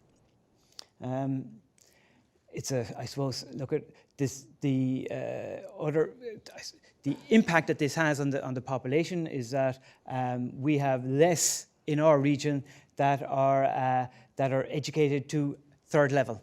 and we have disproportionately more that are educated at lower levels, and that impacts obviously then on their ability, your lifetime earnings potential. I think Derek would have been talking to that earlier. In terms of other indirect impacts, for a reason that we're still struggling to understand, the Southeast has got the highest unemployment rate of the 8 regions. It might appear low at 8.1%. I think it probably compares reasonably favourably with Newfoundland, but unemployment in the States at 5%. In the middle of the recession, the Great Recession, that unemployment in the Southeast was heading towards 20%. I suppose we've also picked up that there is a lower participation in the workforce in the Southeast, which we would argue is a form of hidden unemployment. We lag the state by about 4%. So a lot of people are choosing maybe not to work in the workforce because the opportunities don't exist locally, and they may either retire earlier or go on childminding duties unpaid. And had we average participation levels in the Southeast, this would represent an extra 16,200 in employment. And it's when you kind of put those kind of numbers to people in the community that they kind of start to sit up a bit, because 16,200 people is enough for the 5th largest town in the region. Where I live, Tramore, we're the 5th largest town. There's about 10,000 in the town. So it represents a fairly large, sizable chunk of the population when you put it in those kind of contexts. And that's kind of human capital that's been lost to the region in some respects. One of the, I suppose, one of the difficulties we face is, I presume you're kind of familiar enough with the foreign direct investment story of Ireland. It's proven to be quite good at attracting in foreign multinationals into the country, largely originally driven on a policy of low tax and low cost. And that's kind of become undermined a little bit because people are starting to nip away at the low tax side of things. And of course, our costs have gone up recently. However, more recently, we are starting to reorientate this policy, and now it's driven on talent, location, and connected research. And I've highlighted up talent and connected research because I'll come to them in a minute. However, the Southeast does find it difficult to attract in foreign direct investment companies. And these companies are amongst the best payers. Like 66,000 euros is quite a good salary in the Southeast. It would be still quite a good salary in Dublin, where the cost of living would be considerably higher, but it's quite a good salary in the Southeast. We attract a disproportionately small share of foreign direct investment, and it's a real challenge for the development authorities, the employment development authorities, to attract in investment into the Southeast. I suppose when you start to look at foreign direct investment and unpick what's driving that foreign direct investment, trying to make the case that we've got talent when you're up against other areas, other regions, is starting to prove a little bit of a difficulty. We don't have a fully funded university.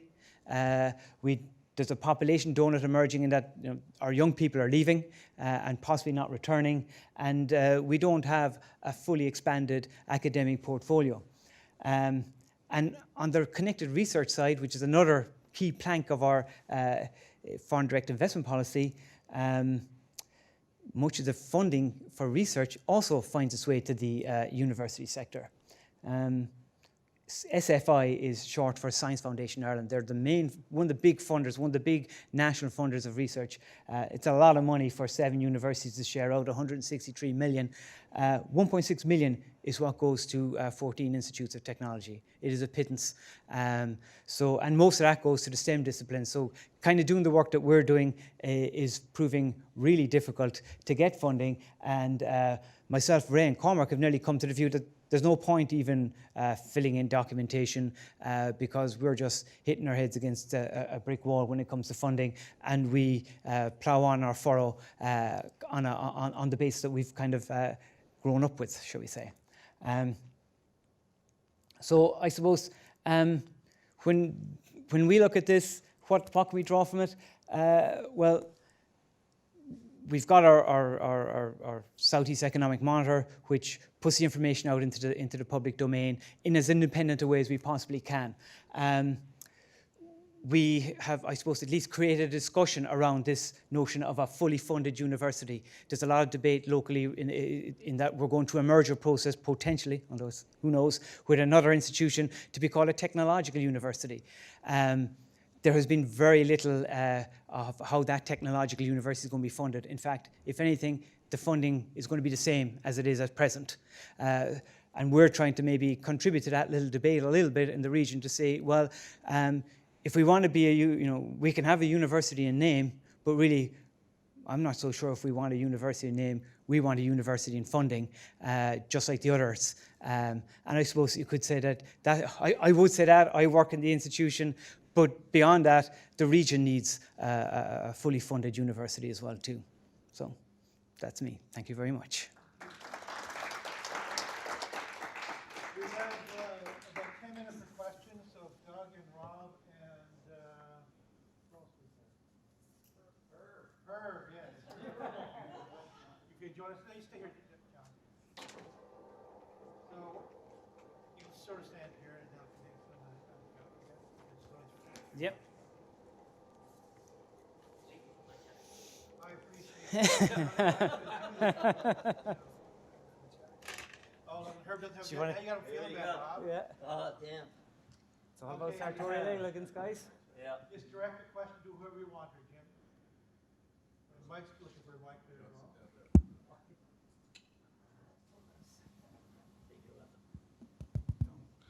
Yeah, the last presenter, I think, because he certainly indicated that there was a need for a fully funded university in the particular region that he works in.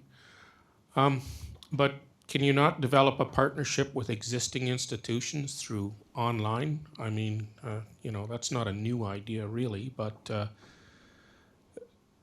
in the meantime, while you're trying to set up this sort of facility, could you not sort of bridge the gap?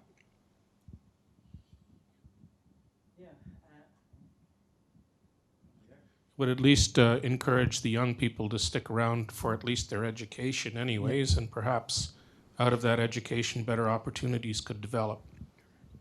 Yeah, I suppose education, higher education in Ireland, particularly I suppose at the undergraduate level, has not gone down at all really online. It's very much within the four walls of an institution, and that's kind of what people expect. I think that's what the young people expect. They expect classrooms, teachers standing in front of, not exclusively, of course. There is but fully online courses, say delivered by somebody else into the region. There has been there's no appetite for that. I would think amongst the population, without having empirical data, obviously, to back that up. The other part of your question is why not partner with somebody else? Again, nobody else has done that. And I think everybody kind of values, all the institutions, should we say at least anyway, value their independence and their ability to deliver their own programs, validated through their own processes and delivered into their own communities. And it just hasn't really been a feature of higher education delivery in Ireland. Mr. Clare. I was disappointed and surprised to learn that the Harris Centre didn't fall apart after I left. But You did your best, Mike. You did your best, Mike. my question is to John. John, does Waterford Crystals still exist? Because I think that was kind of a magnet for your region, wasn't it? And Yeah, wasn't there a relationship between them and your institute? Was there a relationship? I suppose not huge. There was some formal relationships in terms of they funded a centre for marketing research, but that was small beans really, I guess. The first part of your question, does Waterford Crystals still exist? Yes and no.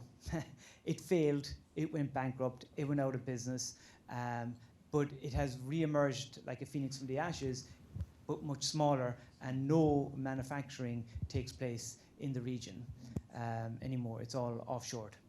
In China, isn't it? In Czech Republic, yeah. And in some respects, maybe one of the difficulties of the region was that Waterford Crystal was such a big and great employer. I mean, but it typically employed,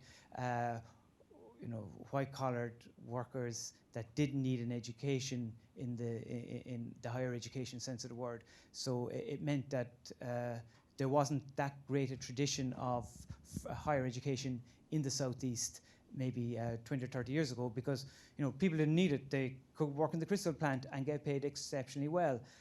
Now, unfortunately, that went south, and part of the solution has been higher education, development, and so on. But the funding, I guess, is still not there. Derek Misker. So a question for Herb then.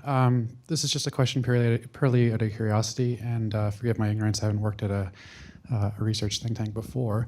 But when you'd mentioned one of the first things that you did upon arriving at UNB was hiring a communications director, actually that to me was a little bit surprising. I just found that interesting. Could you just say a little bit more about the rationale for that, the motivation, what prompted you to go directly to communications director, sort of one of the first things you did, and what you were trying to achieve with that? I just found that interesting personally. I just would like to know a little bit more about that. Sure. I think Yeah, you're on. I think what you find when you move more into a soft-funded environment is that right from the start, when you're discussing with someone, do you want to fund a research program, you're asked, well, what's going to come out of it, and can you show that it made a difference?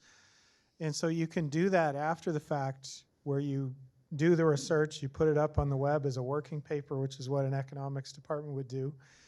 And then you're kind of running around figuring out how you're going to do it. And what you realize pretty early on, once you've been through that cycle a couple times, is why wouldn't you start from the outset figuring out not only what you're going to measure for the metrics, but also how are you going to reach the audience that you're trying to reach? And even a big discussion when you're talking to potential funders is, who's the audience for your work? And that's going to shape a lot of it, like what level of language it's written in. And one of the other early hires I made was actually from a PhD in English. She's been doing a lot of the writing, because I can find lots of analysts, but they don't want to write anything. And when they do write it, you can't understand any of it. So I managed to find these, the English department's fantastic. They all write extremely well, and they're really bright, and it turns out they could learn economics literature pretty easily. And they wrote a working paper on the impact of minimum wages on poverty outcomes as a lit review, and everyone thinks economists wrote it. All I did was give them the search terms, but it was actually 3 PhDs in English. And so what you learn pretty quickly is that when you're trying to do these things, you need to figure out who your audience is, how you're going to reach them.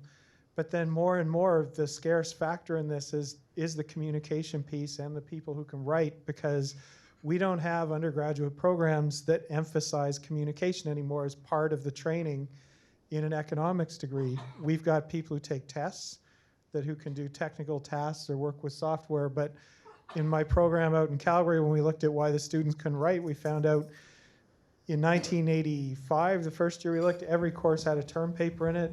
When we were looking around 2005, only the 4th year courses had a term paper.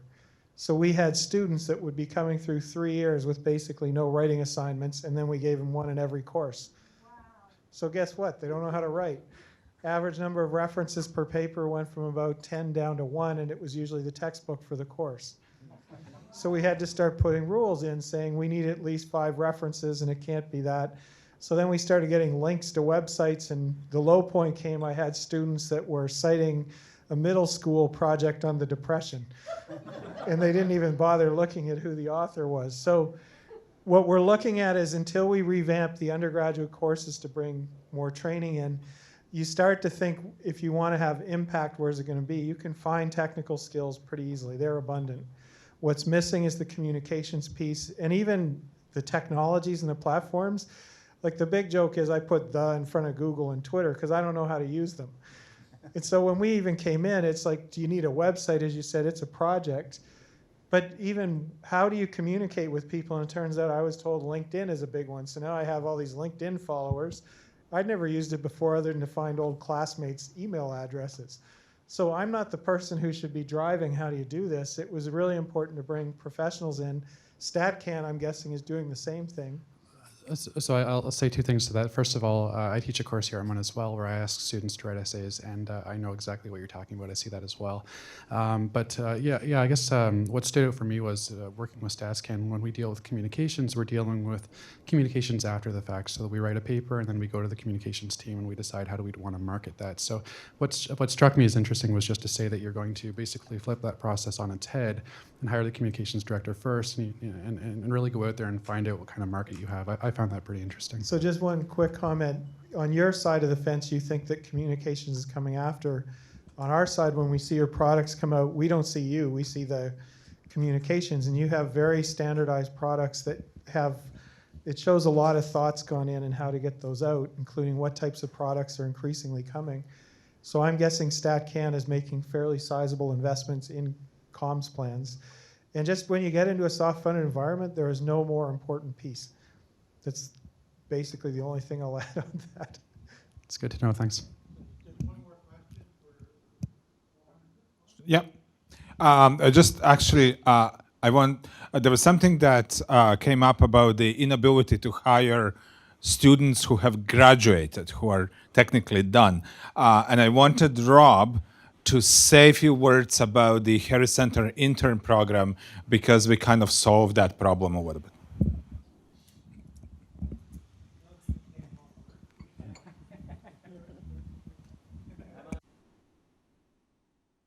And so I, a million times when Herb was talking, agree with every word he said.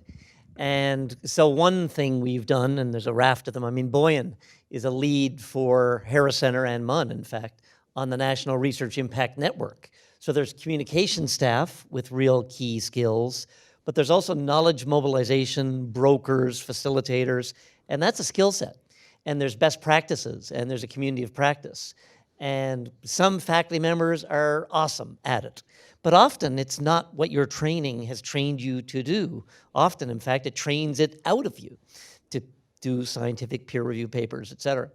So Barb, I think, yesterday emphasized the need for intermediary centers and brokers and facilitators to help play that role.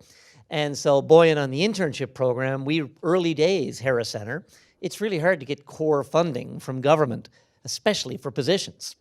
But they will pay internship, 1-year placement. And so we developed a public policy intern program with a never-ending circulation. And the competition was awesome. There were often students coming out with PhDs from elsewhere, but especially MUN. And the people we hired were amazing. They were hungry, they were skilled, they were trained, and they wanted to do this kind of work.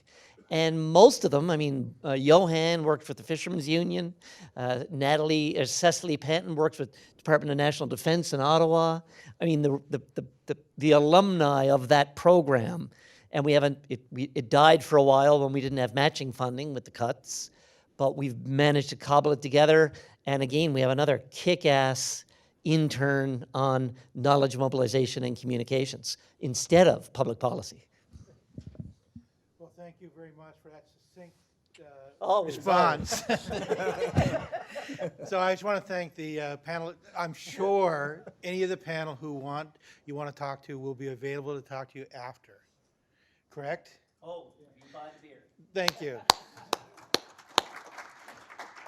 Thank you. You go ahead.